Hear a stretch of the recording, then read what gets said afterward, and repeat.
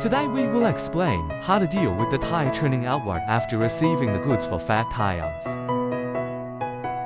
Firstly, after receiving the goods, we need to first check if there is any damage on the surface of the tire. Ensure that the tire edges are installed in the wheel hub. If you encounter this kind of outward turning edge, you can use a hard object to stuff it back in. After confirming again that there are no issues with the tires, next, you can directly inflate the tires.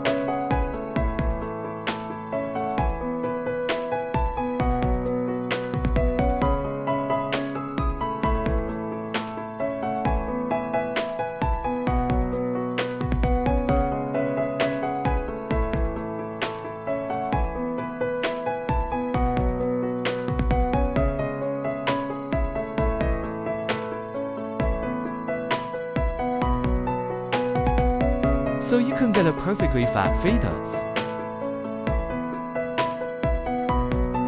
Thank you for watching, wishing you a happy life.